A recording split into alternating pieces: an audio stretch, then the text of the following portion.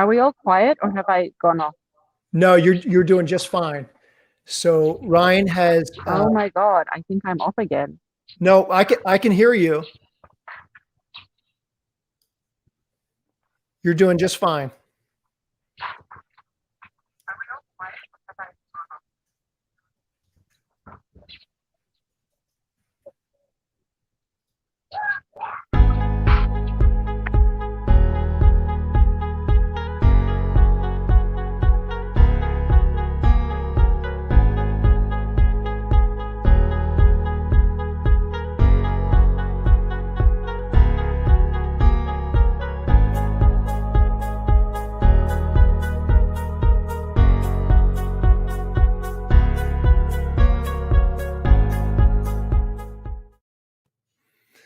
Welcome to Inside Out Leadership. I am your host, Robb Holman. As many of you already know this, I am on a mission to interview 12 of the greatest inside out leaders in the world in 2021. These extraordinary leaders come from business, sports, politics, and entertainment who have faithfully demonstrated inspiration, humility, courage, perseverance, and servant leadership. As a result, they're leaving a ripple effect upon the world to affect future generations. Guess what? My guest today on the show is international leader and visionary Serena Sumanop. Serena is a lawyer by profession and co-founder of The Voice Inc., a leading youth development organization. She holds a master's of business specializing in philanthropy and nonprofit studies from Queensland University of Technology. She is currently the CEO for Digicel Foundation and has previously worked as a policy lawyer with the Department of Justice and Attorney General, where she oversaw the implementation of domestic violence legislation and the government's action plan to address sorcery and witchcraft-related violence. Serena's work in the nonprofit sector was recently recognized with her being awarded the Young Director Award by the PNG Institute of Directors. Hold tight, we'll be right back.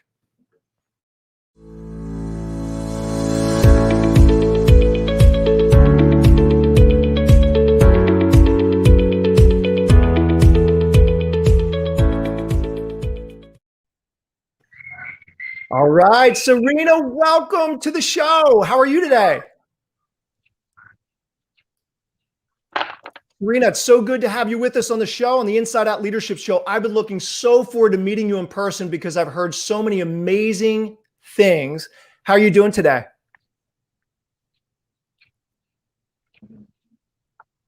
Okay. Serena, are you with us?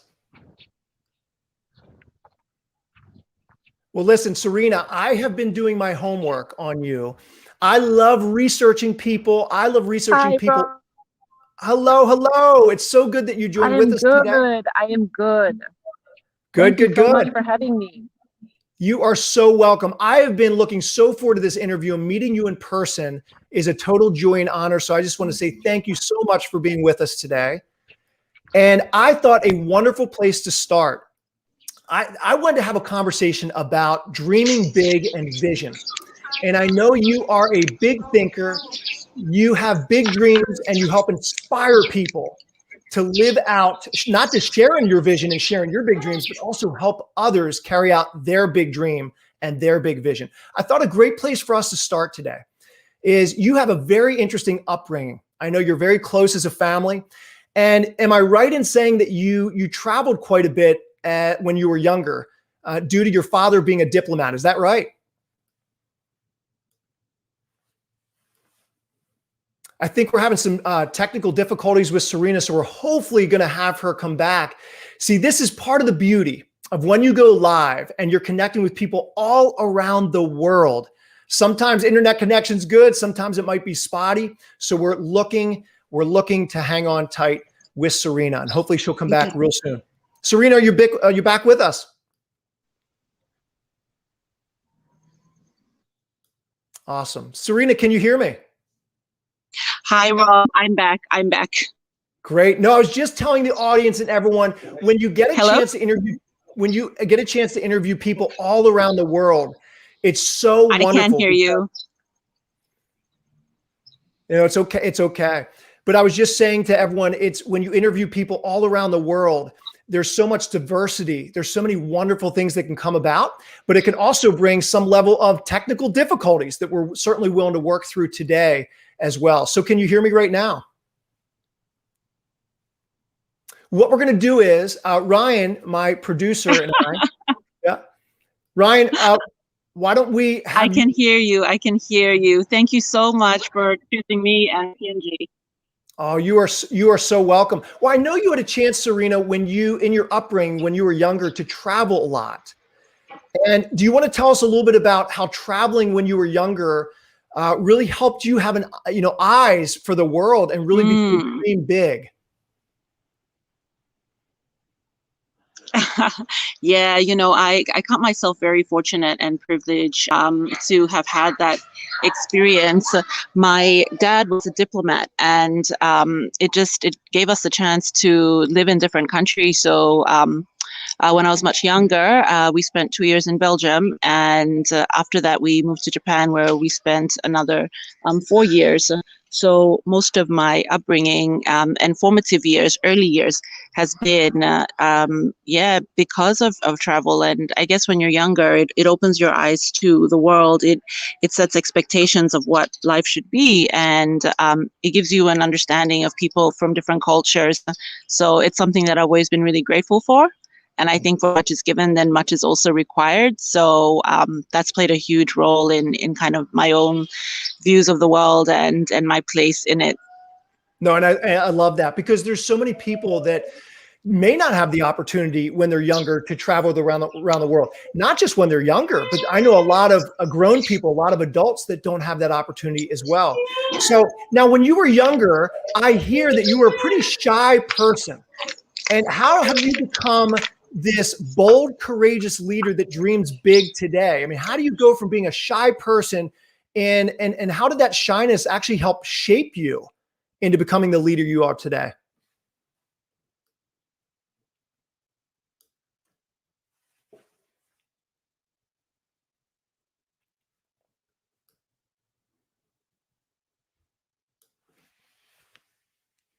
Serena, can you still hear me?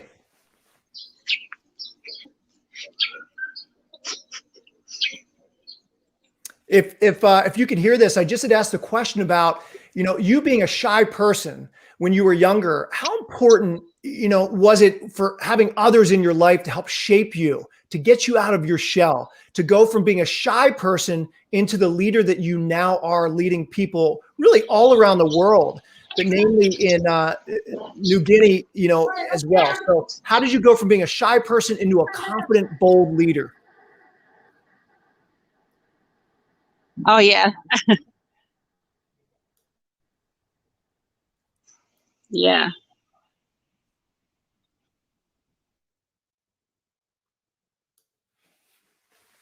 I believe Serena's going a little in and out right now as well. And no worries, Serena, on our end. That's what happens when you have a live show sometimes. You never know what could happen. And I believe you're 12 hours ahead of us. I live in the greater Philadelphia of Pennsylvania, greater Philadelphia area of Pennsylvania.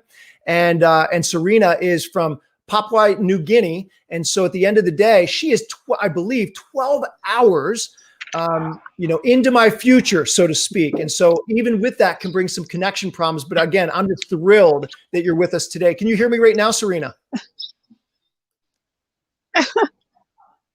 Yeah. No, hi, Rob. I'm really sorry. And to all the viewers, we've just started having a lot of difficulties where I live with the tower and internet connection. So I apologize. No, and it's completely okay. Listen, I told you, even in pre-recording, I'll let everyone know live as well that I've learned as a show host that you go with the flow, you learn to be flexible. And really it's a teaching point. It's a teaching point for so many leaders out there that, there may be times where there'll be distractions or disruptions, or you may not hear someone, but at the end of the day, as we like to say, the show must go on. And so, no, Serena, I'm just thrilled that, that you're with us today. I think what we might do is, just because of the connection difficulty, I'm actually going to bring on my executive producer, Ryan Girardi. Ryan and I have teamed up quite a bit. He is an extraordinary leader in his own right, just to talk through the area of dreaming big. So Ryan, why don't you come on board? And so good to see you, my friend. Good thing I'm dressed for the occasion. You are dressed. You're always dressed for the occasion. Listen, you and I always do say that things always do come up. I don't know if you remember, but we had a podcast. Of course, you remember the podcast, but I don't know if you remember during the White Collar Therapy Show podcast that we used to have, right? The White Collar Therapy Show. You and I teamed up and had this podcast for about a year and a half. And we had, I think, up to 5 seasons of the podcast. And I'm reminded of one particular show where my internet, right? I was kind of, we had co-hosts, my internet completely cut out and I lost all connectivity. Quite frankly, I lost all electricity in my home. And I was like, what is going on? Like we were live, the lights. It's like you broke the internet. I remember that. You see what I mean? Yeah, you wouldn't be the first person to say that, my friend, that I broke the internet. But we've learned to just kind of go with the interesting twists and turns as hosts and co-hosts. And just the little time that you and I had behind the scenes with Serena today. You know, she just an amazing woman doing extraordinary things, as we've said in the intro, and even those viewers that have gotten a chance to meet her just a little bit today by even addressing the very first question I had for her with her travels and living in 3 different countries growing up because her dad was a diplomat. And really what I gained from that and some research I've done on Serena is that really helped open her eyes. You know, in a sense, not just open her eyes, but help lift her head up that the world was bigger than where she was actually raised initially. Mm-hmm. And I think there's something powerful said in that. I mean, would you agree that when we know, like you and I both live in the United States, when all of a sudden we travel somewhere, perhaps to a different country, perhaps all the way around the world in the Eastern hemisphere, like at the end of the day, doesn't it do something for you when you experience a different country, a different culture or subculture? We take those experiences where our eyes are then open, it shapes us, we take them back to where we live, and we're changed, thus we can change other people. I mean, would you agree? Well, yeah. I mean, anytime you get out of your bubble or your box or your shell, right? And we're in an interesting time. We're in a very difficult time in our country. And I think one of the problems that we have in this country is our general population isn't getting the contrast, both the historical contrast and the international contrast, because we're like in this American-made bubble. True. I personally love history. I didn't care about it in high school, but I've over the years really developed a fascination for history.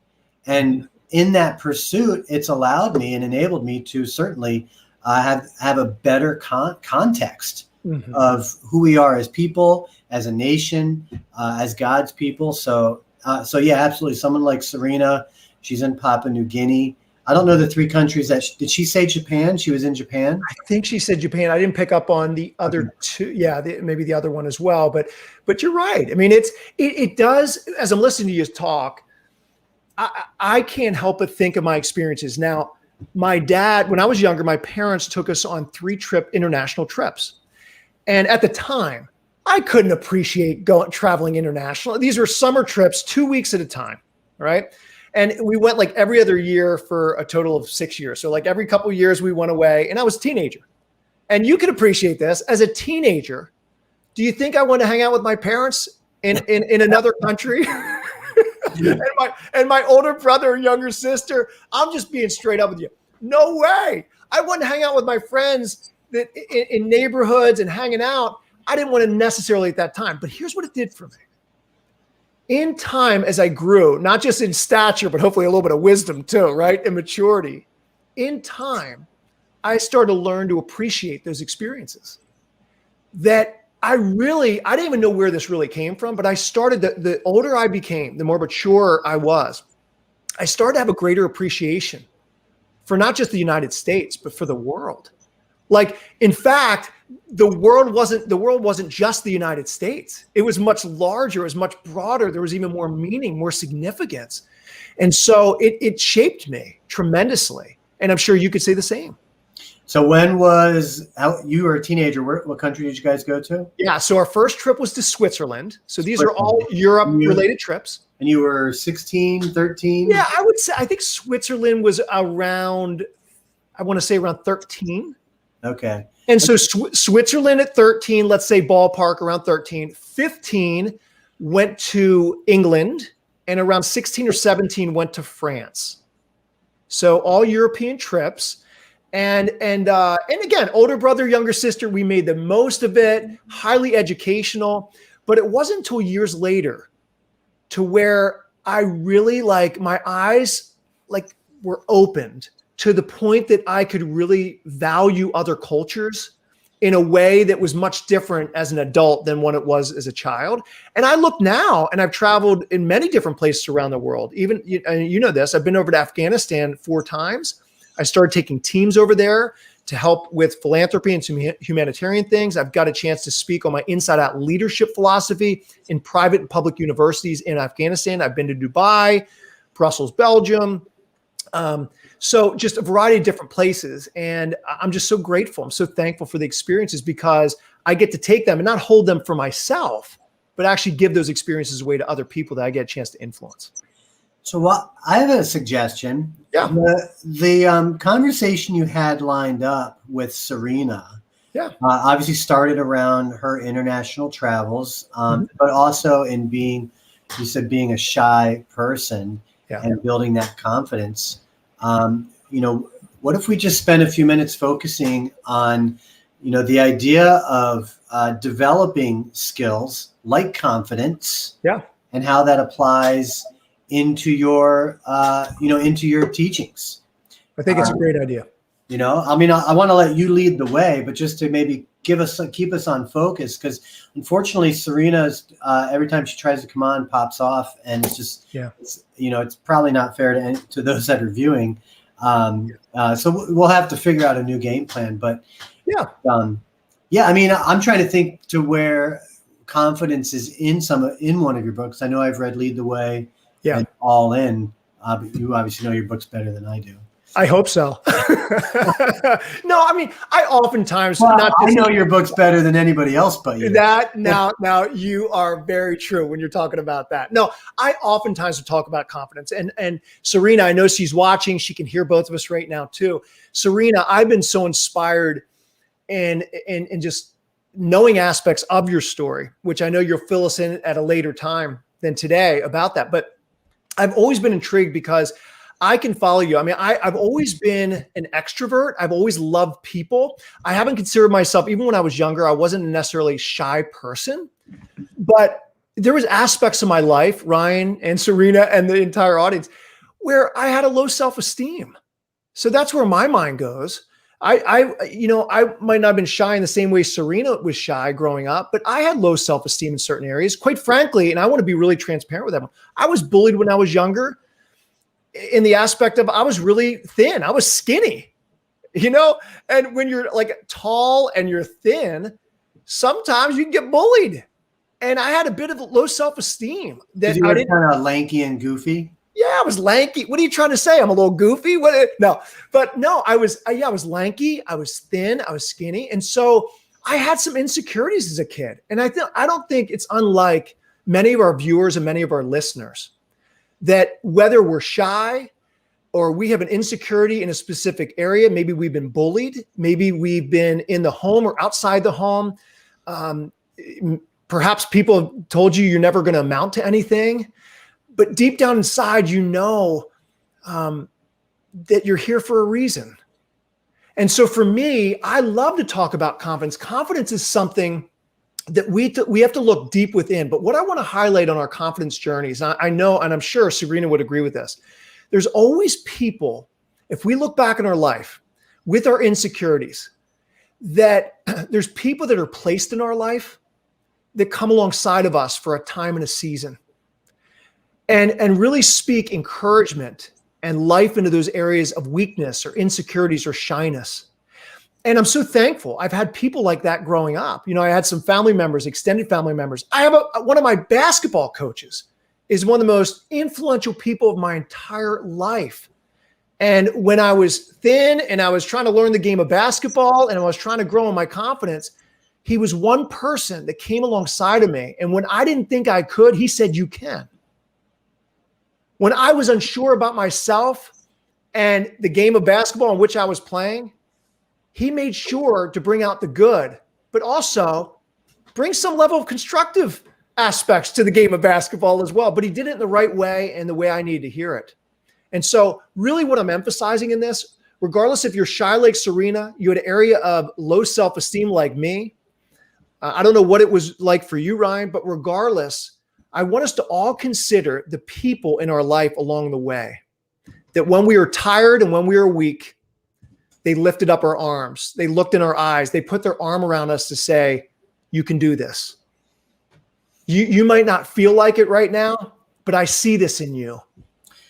I've had when you were talking, two very distinct memories that were so impactful to me. Both of them with my grandmother, my Nana, who passed away a couple of years ago. But I remember once when I was very young, probably about 7 or 8 years old. I think she was tucking me into bed, and we were having a conversation. And I don't remember what questions I was asking, but I do remember one thing she said. She said, Ryan, you can be anything or anybody that you want to be. It's all up to you.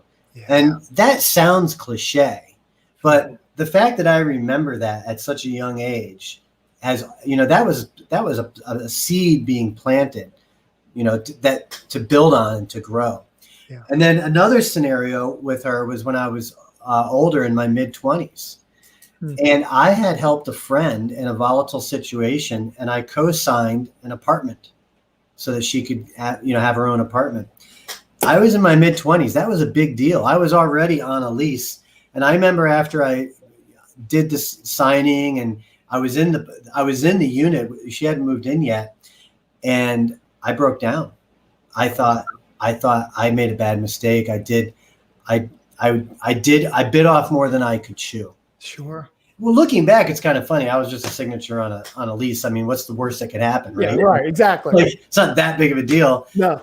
But I broke down. I thought I made the biggest mistake, and I remember I was on the phone with her, and she said, Ryan, God will never put you in a situation that you can't handle. That's a pretty powerful statement right there. And I mean, I immediately was like, okay, yeah, I'm good. And that has built a foundation within me as well. Now that's different from putting yourself in a stupid situation, just to test the waters. I mean, there are limits, right? Like we don't have enough time to get into all those times that you and I've had over our life. Yeah, but when it comes to life situations, the very challenging dynamics, you have to recognize that that's your purpose right now is really seizing that opportunity. So Ryan, here's what I want to ask you. I'm intrigued with something, and I was going to pose this to Serena. I'm going to pose it to you. So it's one thing to gain confidence in what you do.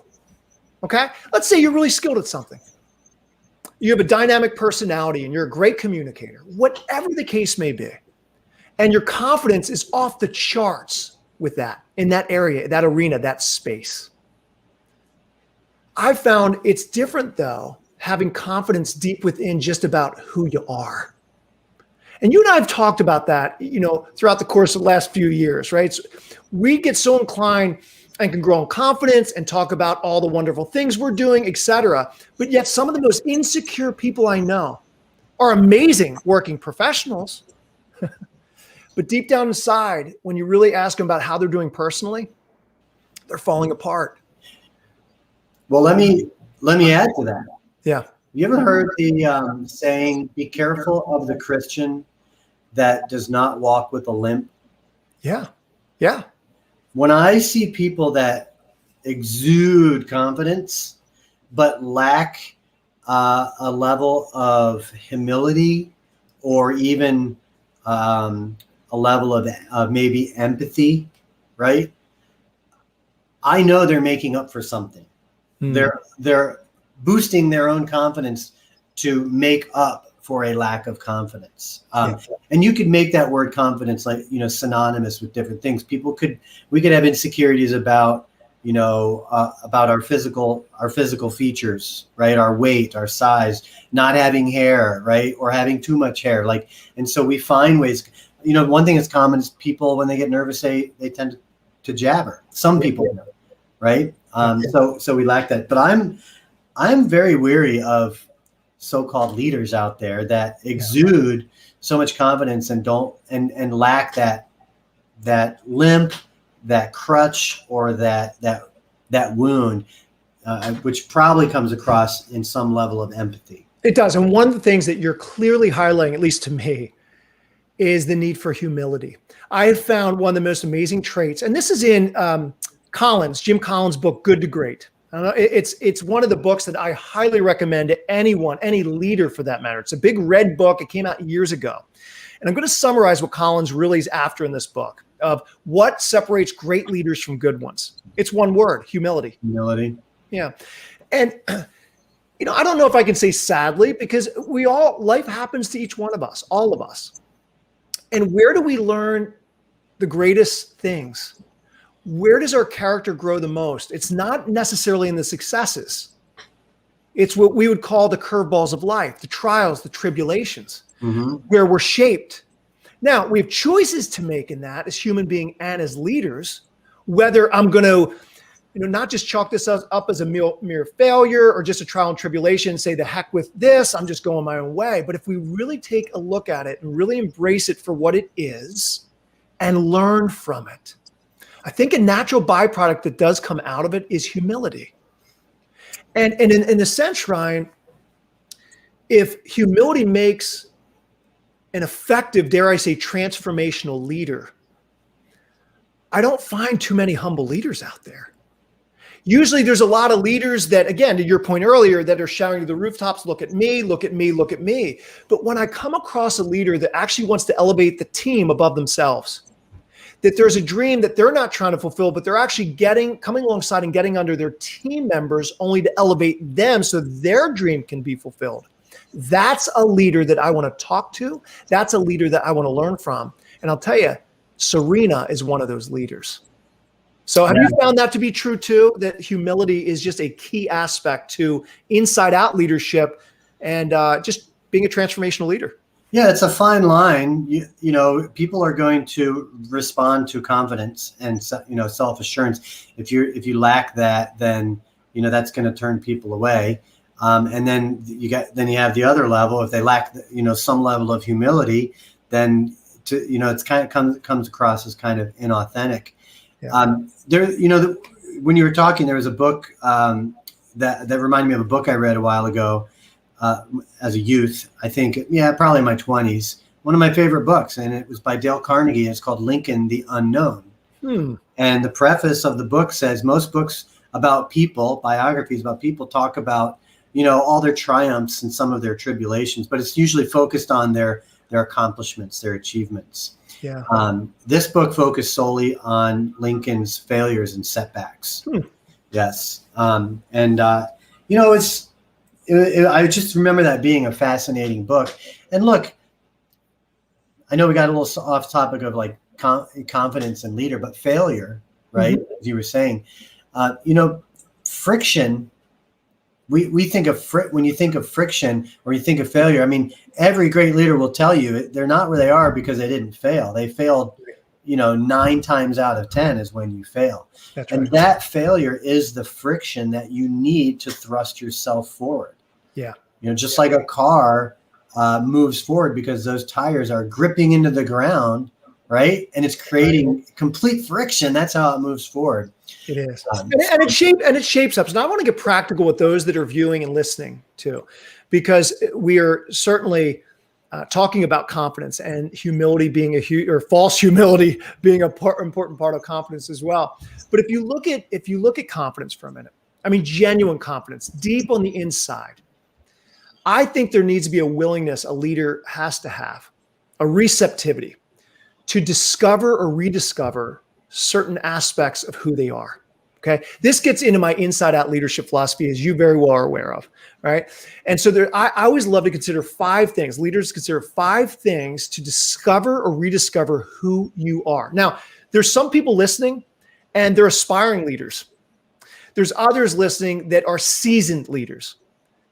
What I'm talking about, discovering and rediscovering who you are, it applies to both. We may be a mature leader. We might consider ourselves, I know myself pretty well, but we need to have intentional times throughout the course of our life because life does happen. Seasons do change and they can change very rapidly. And we might think we know ourselves, but we may not know ourselves nearly as much as we think. And so 5 things to consider to discover, rediscover who you are.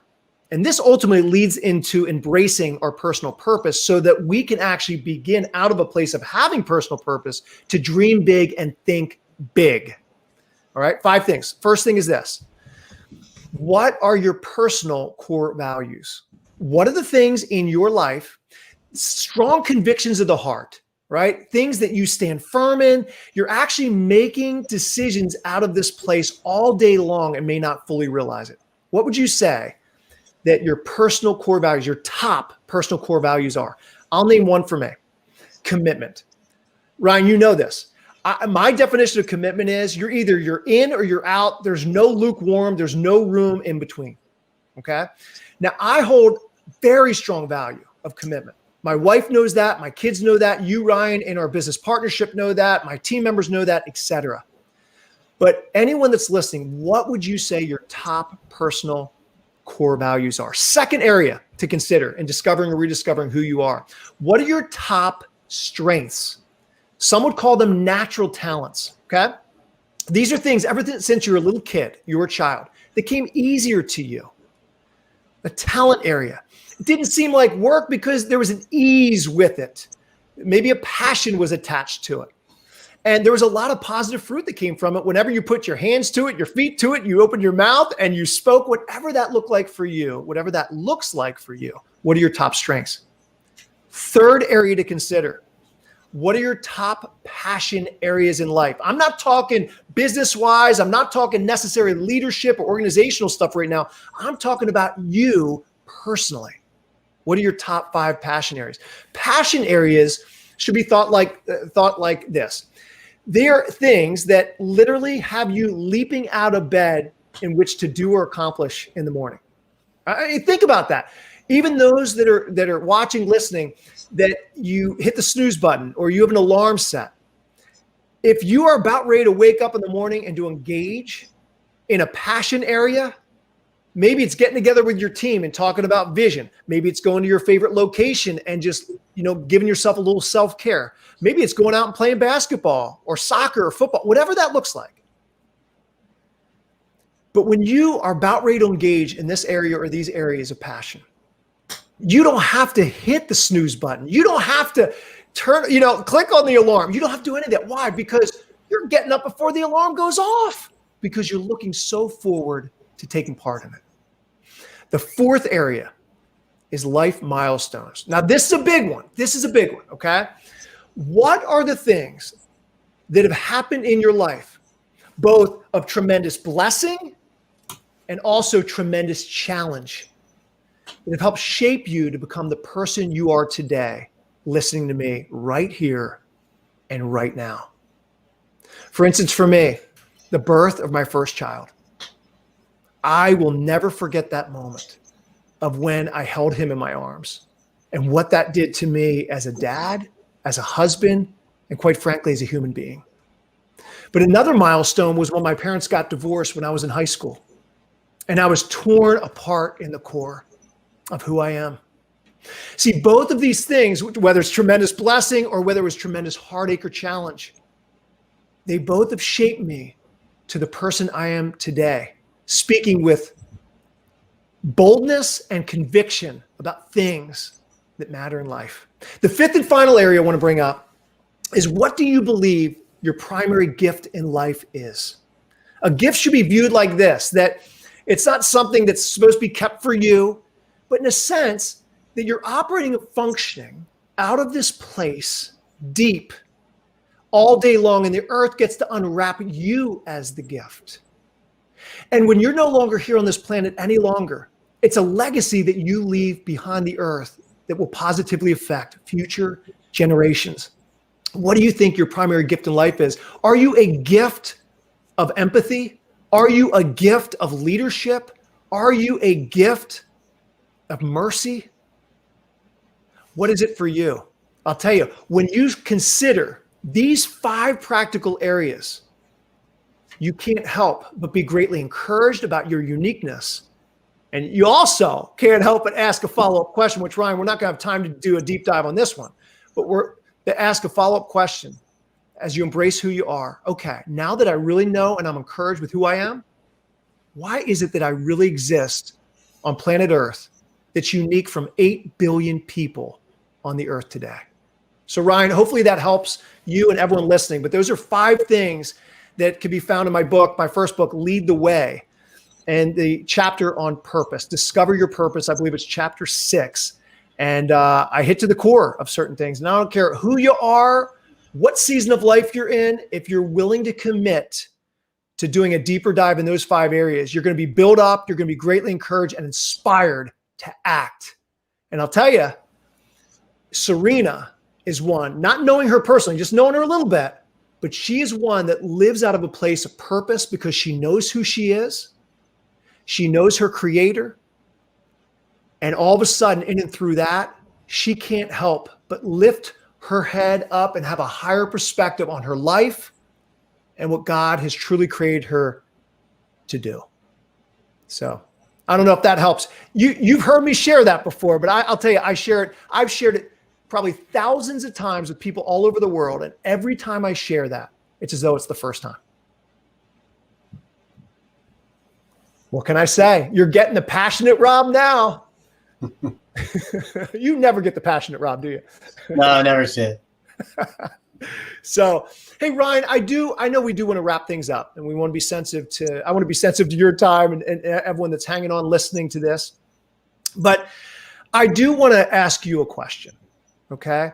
We've talked about traveling and stretching yourself to travel and how that can open your eyes to dream big. We've talked about confidence and the importance of humility. And then we went from there and we talked about the importance of discovering or rediscovering who you are and the need for personal purpose and how that can also help lift our head and open our eyes up to dreaming big and thinking big. All right. But I thought a great place to end is to talk about practical things relating to dreaming, right? Now, if we're anchored in purpose as we dream, we want to make sure these dreams are really big. I mean, really big. Because something I do want to emphasize, I think people, quite frankly, dream way too small. Yeah. I mean, would you agree? Yeah. Yeah. I've been told that. Have you? Yeah. I had a former boss. He's like, Ryan, you don't think big enough. You need to think bigger. So, and you know, it's dangerous to think big because you're setting the bar high. But go ahead. What was your question? So the question along dreaming, I want to get practical, but again, there's a foundational element to it that I got to ask you about. Okay. So I found, we talked about purpose, talked about confidence and everything, but how about faith? Like if we really want to dream big, doesn't it require like the help of something far beyond us? Like, I mean, come on, because if getting to like dreaming, people dream way too small. I think they dream to where if they can accomplish it all themselves, and many do, that's what I consider dreaming small, if you can accomplish things all by yourself. Right. But can you speak to for a minute, because you are a big thinker, you dream big, you're a man of faith. And so what has having like faith for you, what has that done to your dream world? Like thinking big, dreaming big, what has that done? What has that meant for you? And try to get practical to help people too. Yeah. I mean, the first thing that comes to mind is a lot of times when we use the word faith, I think immediately people apply that to God and religion. But I know plenty of atheists, people that just don't believe in God. They live very moral and lives of integrity, and they achieve great things. And I do think that faith is a big part of that. What's the definition of faith? It's belief in the unknown or unseen. Is that probably the definition? Yeah, I mean, I would say believing what you hope for and certain of what you do not see. Okay. Yeah. So, I wanted to kind of preface with that by saying that, faith, it isn't limited to your religious faith or a belief in God. It's really faith probably in your dream and yourself within that dream. And when I think of faith, I always go back to the story of Abraham, who, was obeying God's command to sacrifice his first son. I don't have that much faith. If there were voices, if I was being told to sacrifice my first son, I would have, unfortunately, and this is part of my prayer, is I don't have that kind of faith. I acknowledge that I don't, right? But I have a lot of faith, in my opinion. I've had my share of down and out, and I've had people just say, how do you keep that smile on your face, or how do you work through this? So I think, to answer your question, faith is uber important, probably in combination with vision. It took me a long time for me to really understand what personal vision was. I think from working with you for probably about 3 years. And that was about 7 or 8 years ago. True. And here I am only now really, really getting solidified in long-term personal vision, right? To build something that lasts and lives beyond yourself, beyond your own life. Yeah. And faith is a big part of that. And I think it's also a process. You have to work on the vision and develop the clarity. And you bring so many tools and resources to help with that. Yeah. And then you have to believe in it. You're going to be challenged along the way, and you're going to be threatened, and you're going to want to give up so many times. And so that's where your faith comes in to work you through that. So absolutely, that faith in yourself and in your dream, you need both of those, and you need to have the vision too. Yeah, that's good. And I want to end just with a statement. Be honest, me, it's tough just to have a statement, Ryan, with Rob. But I do want to end with this, because I want to get really practical with everyone. Get alone, have a time of reflection. And I would really encourage people, I challenge people. Get alone, number one, is a challenge all within itself.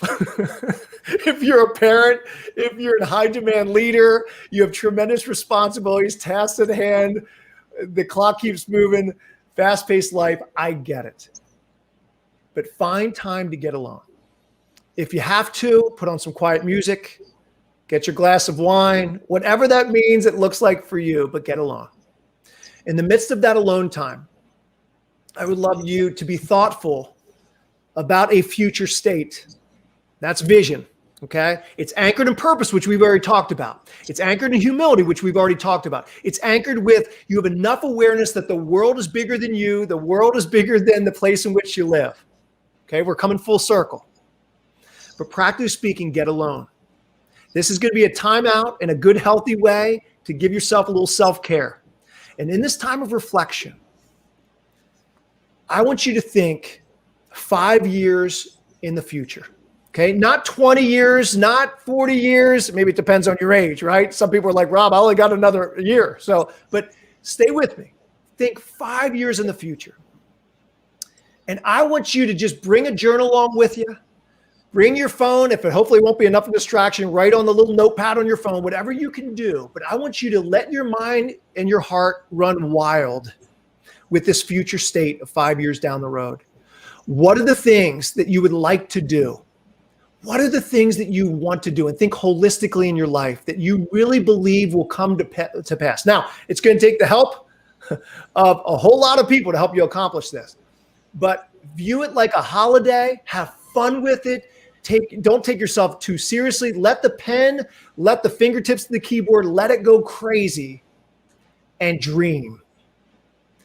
And just jot down things. Don't hold yourself up. Just let it go, let it go, let it go. And think about your spiritual life. Think about your family life. Think about your business life. Think about your physical life, emotional life, mental life, financial life. Go wherever, but think holistically. Okay, that number one. Go wild and have fun. The second aspect in that is that I want to highlight. Engage your senses in that future state. For instance, if there's a picture or an image that flashes in your heart and your imagination as far as the amount of influence that you're going to have through your content, through a dream, through whatever the case is, whatever's on your heart, I want you in 5 years down the line, I want you to smell certain things. I want you to taste of certain things. And what we're doing is we are showing you the practicalities, but also the power of our senses. I have found that when we dream and we dream big and we dream holistically and we engage our senses in that future state, they become much more tangible and much more real. And when you begin to go through a process like this, it might actually scare you a little bit. Like you might have moments of like, I really think this could happen. And if you have times like that, don't be scared. Dreams should be big, but they should also be tangible. Remember, dream big enough that it requires faith. Faith in a God, faith in a higher being that you're going to need help. You're going to need reliance on. You're going to have desperate dependence, but it's also going to require the help of other people on that journey. So get alone, spend time by yourself, and you're going to be so, so thankful that you did. Dream big. Thanks.